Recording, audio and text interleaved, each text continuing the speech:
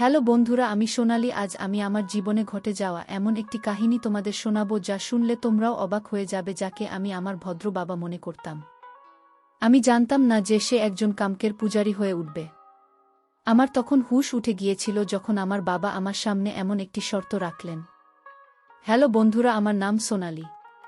আমি এখন ২০ বছর বয়সী। আমার গাড়ির রং ভরসা এবং আমি দেখতে বেশ সুন্দর। আমি আমার শরীরকে সম্পূর্ণ ফিট রাখি। আমার বডি একদম চমৎকার। আমাদের বাড়িতে বাবা এবং আমার একটি ছোট বোন আছে। আজ থেকে ২ বছর আগে আমার মায়ের মৃত্যু হয়েছিল, তাই আমার বাবা নিজেকে খুব একা অনুভব করতে শুরু করেছিলেন। বাবার একাকিত্ব আমি সহ্য করতে পারছিলাম না, কারণ তিনি খুবই বিষণ্ণ হয়ে পড়েছিলেন। কিন্তু তিনি আমাকে খুব ভালোবাসতেন। আমি বাবাকে খুশি রাখার জন্য সব চেষ্টা করছিলাম। কিছু সময় কেটে গেলে ধীরে ধীরে বাবার স্বভাবে কিছু পরিবর্তন আসতে শুরু করল। এখন বাবা আমার সাথে একজন বন্ধুর মতো থাকতে শুরু করেছিলেন। আমরা একে অপরের সাথে সব কথা শেয়ার করতে শুরু করেছিলাম। কিন্তু জানি না কেন বাবা আমাকে অদ্ভুত দৃষ্টিতে দেখতেন। একদিন জানি না বাবার মাথায় কি চলছিল, তিনি আমাকে বললেন, সোনানি, তোমার কি কোনো বয়ফ্রেন্ড আছে? আমি একদম ঘাবড়ে গেলাম যে বাবা এমন কথা কেন বলছেন, কিন্তু আমি বাবাকে না বলে উত্তর দিলাম যে আমার কোনো বয়ফ্রেন্ড নেই। তিনি আমাকে বলতে লাগলেন, সোনালি, তুমি আমার কাছে খুব সুন্দর লাগো, ঠিক যেমন তোমার মা দেখতে ছিল। এখন আমি তোমার সাথে যে অনুভূতি পাই তা যেন তোমার মায়ের সাথে পেতাম। বাবার এইসব কথা শুনে আমার হুঁসুরে গিয়েছিল। এমন সময় সেখানে আমার ছোট বোন চলে এলো এবং বাবাকে কোনো কাজের জন্য মার্কেটে নিয়ে চলে গেল। আমি বাবার সেই কথা শুনে হতভাগ হয়ে গিয়েছিলাম। এখন ধীরে ধীরে আমিও বাবার উপর দৃষ্টি দিতে শুরু করেছিলাম। এইসব ভাবতে ভাবতে কখন যে আমার চোখে ঘুম এসে গেল আমি টেরও পাইনি। যখন আমি উঠলাম তখন দেখলাম বেশ অন্ধকার হয়ে গেছে এবং বাড়িতে কেউ নেই। সম্ভবত বাবা এবং আমার ছোট বোন এখনও মার্কেট থেকে ফেরেনি। তারপর আমি বাথরুমে গিয়ে গোসল করতে লাগলাম। এমন সময় বাবা এবং আমার বোন মার্কেট থেকে ফিরে এল। আমি তাদের কাছে গিয়ে কথা বলতে লাগলাম। তারপর বাবা বাইরে কোনো কাজে চলে গেলেন এবং আমি বাড়ির কাজ করতে লাগলাম। আমি সারাদিন বাবার কথাই ভাবছিলাম যে তিনি আমাকে এমন কেন বললেন। এমন সময় আমার একটি সখী আমার কাছে এসে বলল, আরে সোনালি, তুমি কি ভাবছো? এতে আমি বললাম, না কবিতা, আমি তো কিছুই ভাবছি না।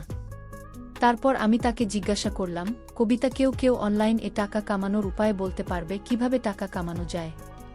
কারণ আমি চাইছিলাম যে আমি নিজে টাকা কামাই। এখন তো আমার পড়াশোনাও শেষ হতে চলেছে। কবিতা আমাকে রাগের দৃষ্টিতে দেখে বলল, আরে চল, আমাদের জন্য টাকা কামানো সাধারণ কথা। তারপর আমরা দুজনেই নিজ নিজ বাড়ির দিকে রওনা দিলাম, কারণ আমাদের কলেজের ক্লাস শেষ হয়ে গিয়েছিল। আমার বান্ধবী তার বাড়ির দিকে যাচ্ছিল এবং আমি আমার বাড়ির দিকে যাচ্ছিলাম।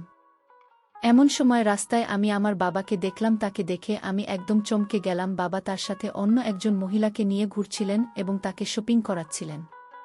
পরে আমি দেখলাম তারা কোনো হোটেলের দিকে যাচ্ছেন।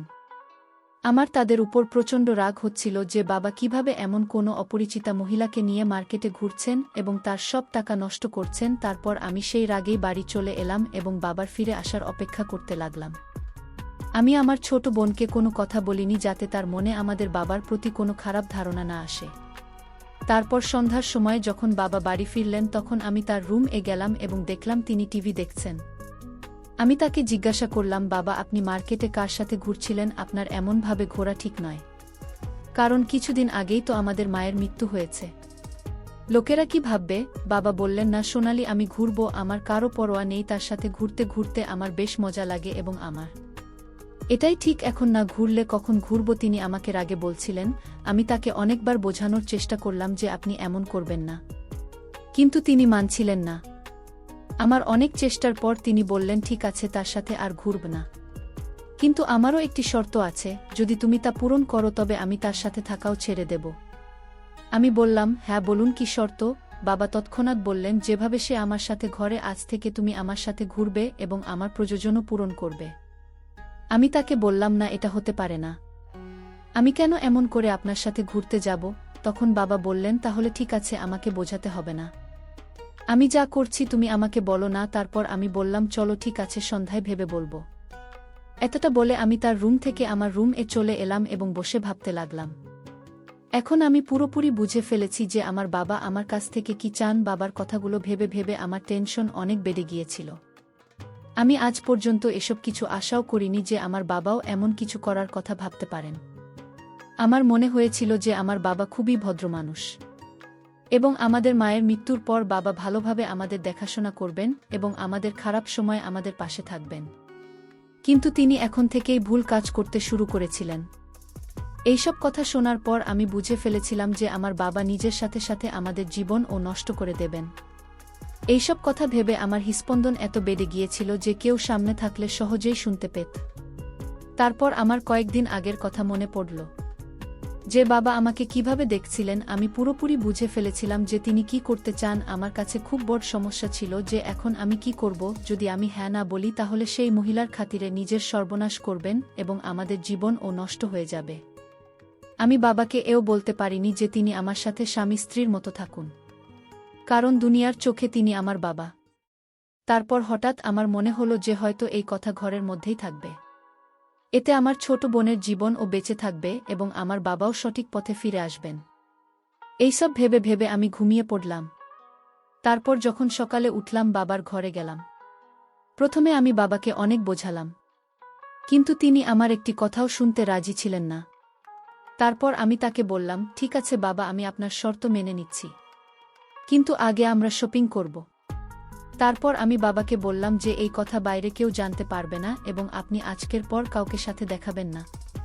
তিনি বললেন, ঠিক আছে ঋতিকা, আজকের পর তুমি যেমন বলবে আমি তেমনি করব। বাবার কথা শোনার পর আমি তার কাছে গেলাম, যার সাথে আমার বাবা এদিক ওদিক ঘুরতেন, এবং তাকে ভালোভাবে বুঝিয়ে এলাম। তারপর বাড়ি এসে আমি আমার ছোট বোনের কাছে গেলাম এবং নাস্তা বানাতে লাগলাম, কারণ আজ রবিবার ছিল, তাই আমাদের কোথাও যেতে হয়নি। তারপর আমি আমার ছোট বোন এবং বাবা নাস্তা করলাম এবং তারপর আমি আর বাবা শপিং করতে বেরোলাম। মার্কেট গিয়ে বাবা আমাকে কাপড় কিনে দিলেন এবং নিজের জন্য কিছু কাপড় কিনলেন। সাথে আমি আমার ছোট বোনের জন্য একটি ড্রেস কিনলাম। তারপর শপিং করে আমরা একটি রেস্টুরেন্টে গেলাম এবং সেখান থেকে বাড়ি চলে এলাম। তারপর সন্ধ্যা হতে না হতেই আমার বাবা আমাকে বলতে লাগলেন, চলো এখন তোমার শর্ত পূরণ করো। তখন শর্ত অনুযায়ী আমি আমার কাজ করতে লাগলাম এবং বাবার সব কাজের খেয়াল রাখতে লাগলাম। সেই দিনের পর থেকে আমি বাবার সাথে একদম স্বামী স্ত্রীর মতো থাকতে লাগলাম। আমি বাবার একদম স্বামীর মতো যত্ন নিতাম এবং তিনিও আমার একদম স্ত্রীর মতো যত্ন নিতেন। তারপর আমাদের জীবনে যা হওয়ার তা হয়ে গেল। এখন আমার বাবা বেশ খুশি এবং আমিও পরিস্থিতির সাথে তাল মিলিয়ে বদলে গেছি এবং নিজেকে খুশি রাখতে শুরু করেছি। এখন আমার বাবা অনেক বেশি সঠিক পথে ফিরে এসেছেন। তিনি কারো সাথে ঘোরাফেরাও করেন না, শুধু অফিসে যান এবং বাড়ি এসে আমার সাথে একদম স্বামী স্ত্রীর মতো থাকেন। এইভাবে আমরা সবাই খুশি খুশি আমাদের জীবন কাটাচ্ছি। আপনারা সবাই আমাকে ভুল বুঝবেন না। আমাকে বাধ্য হয়েই বাবার সব কথা মেনে নিতে হয়েছিল, কিন্তু এটা আমার কোনো ক্ষতি হয়নি, কারণ যদি আমি বাবার যত্ন না নিই তাহলে কে নেবে। প্রায় 5 মাস পর আমার চাকরির জয়েনিং লেটারও চলে এলো এবং আমি সেখানে চলে গেলাম। এখন আমাদের পরিবারও ভালোভাবে চলছে। আমাদের বাড়িতে সবাই খুব খুশি। যদি আমি সেদিন বাবাকে বোঝাতে না পারতাম তাহলে আর জানি না বাবা কোথায় কোথায় তার ভুল সম্পর্কগুলোকে এগিয়ে নিয়ে যাচ্ছিলেন এবং নিজের সাথে সাথে আমার আর আমার ছোট বোনের জীবনও নষ্ট করে দিচ্ছিলেন।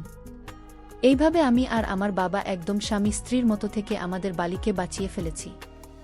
আর আগের কথা তো আপনারা বুঝতেই পারছেন, সেটা তো আপনারা সবাই জানেনই। তাই আমার প্রিয় বন্ধুরা, যদি আপনাদের আমার এই ভিডিওটি পছন্দ হয়ে থাকে তাহলে চ্যানেলটি সাবস্ক্রাইব করে ফেলুন এবং বেলাল নোটিফিকেশনও করে দিন। একটি সুন্দর কমেন্ট করে জানান যে আমার গল্পটি আপনাদের কেমন লেগেছে। কাল দেখা হবে আরও একটি নতুন ভিডিওতে। ধন্যবাদ।